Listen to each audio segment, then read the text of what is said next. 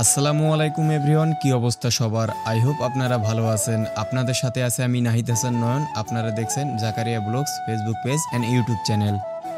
বন্ধুরা, আজকে আমরা এসেছি কাজদাও ব্রিজে। এখানকার সমস্ত সৌন্দর্য ঘুরে দেখব এবং আপনাদের দেখাবো। তো চলুন আর দেরি না করে ভিডিওটা শুরু করা যাক। এটি হলো Rangpur textile engineering college. Rangpur জেলার পীরগঞ্জ উপজেলায় অবস্থিত একটি স্নাতক পর্যায়ের সরকারি প্রকৌশল কলেজ, যা বাংলাদেশের বস্ত্র অধিদপ্তর কর্তৃক পরিচালিত এবং বাংলাদেশ টেক্সটাইল বিশ্ববিদ্যালয়ের অধিভুক্ত। প্রতিষ্ঠানটি 2018-19 শিক্ষাবর্ষ থেকে কার্যক্রম শুরু করে। বাংলাদেশের প্রখ্যাত পরমাণু বিজ্ঞানী ও সাবেক প্রধানমন্ত্রীর জীবনসঙ্গী ডক্টর এম.এ. ওয়াজেদ মিয়া স্যারকে স্মরণ করে এ কলেজটি প্রতিষ্ঠিত হয়েছিল। 2018 সালের 1 নভেম্বর পীরগঞ্জের পুত্রবধূ শেখ হাসিনার হাত ধরেই শুভ উদ্বোধনের মাধ্যমে পথচলা শুরু হয় এই ক্যাম্পাসের। প্রথম ব্যাচের শিক্ষার্থীর সংখ্যা ছিল মাত্র 120 জন। 2025 সালে অন্তর্বর্তীকালীন সরকার প্রতিষ্ঠানটির নাম পরিবর্তন করে রংপুর টেক্সটাইল ইঞ্জিনিয়ারিং কলেজ রাখেন। রংপুর জেলার পীরগঞ্জ উপজেলা থেকে 19 কিলোমিটার পশ্চিমে এবং দিনাজপুর জেলার বিরামপুর উপজেলা থেকে 18 কিলোমিটার পূর্ব দিকে খোরশোতা যমুনা শেরি করতোয়ার শাখা নদীর কিনারা ঘেঁষে প্রকৃতির নিবিড় ও নির্জন পরিবেশে অবস্থিত রংপুর টেক্সটাইল ইঞ্জিনিয়ারিং কলেজ। ক্যাম্পাসের সাথে সংলগ্ন রয়েছে 303 মিটার দৈর্ঘ্যের ওয়াজেদ মিয়া সেতু, যা রংপুর ও দিনাজপুর জেলাকে সংযোগে করেছে। শিক্ষার্থীদের বিকালের আড্ডা, বিনোদন এবং ক্যাম্পাসের পারিপার্শ্বিক সৌন্দর্যের এক অন্যতম অংশ এই ওয়াজেদ মিয়া সেতুটি।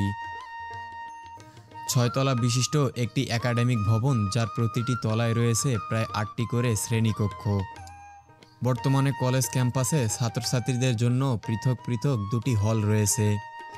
শিক্ষকদের জন্য রয়েছে একটি অফিসার্স ডরমেটরি, টিচার্স কোয়ার্টার এবং একটি স্টাফ কোয়ার্টার রয়েছে। এছাড়াও রয়েছে অধ্যক্ষের বাসভবন। বাংলাদেশ টেক্সটাইল বিশ্ববিদ্যালয়ের অধীনে এই কলেজটিতে যেসব বিষয়ে 4 বছর মেয়াদী BCS in textile engineering course চালু রয়েছে তা হলো yarn engineering, fabrics engineering, wet process engineering ও অ্যাপারেল ইঞ্জিনিয়ারিং।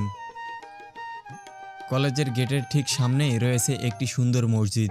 এটি দেখলেই মন ভরে যায়।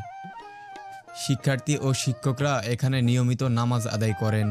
পড়াশোনার ব্যস্ততার মাঝেও এই মসজিদ সবার জন্য শান্তি ও প্রশান্তির ঠিকানা। এর পাশ দিয়ে বয়ে চলা নদীতে প্রতিদিন জেলেরা মাছ ধরে বাজারে বিক্রি করে। এই নদীর মাছ বিক্রির আয়ের উপর ভর করে বহু পরিবারের জীবিকা চলে, যা স্থানীয় মানুষের জীবনযাত্রায় গুরুত্বপূর্ণ ভূমিকা রাখে। এখানে একটি বিশাল মাঠ রয়েছে। বিকেলে অথবা বৃষ্টি এলেই শিক্ষার্থী ও স্থানীয়রা মিলে আনন্দে ফুটবল খেলেন। মাঠটি শুধু খেলার জন্যই নয়, এটি বন্ধুদের সঙ্গে সময় কাটানোর এবং মজা করারও এক অনন্য জায়গা।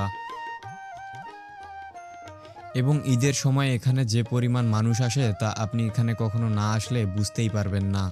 আমরা সময় পেলেই এখানে এসে সময় কাটাই এবং আনন্দ করি। আপনি এখানে আসেন তো অবশ্যই কমেন্ট করে জানাবেন। আর জাকারিয়া ব্লগস পেজে নতুন হলে অনুরোধ করব ফলো দিয়ে পাশে থাকার।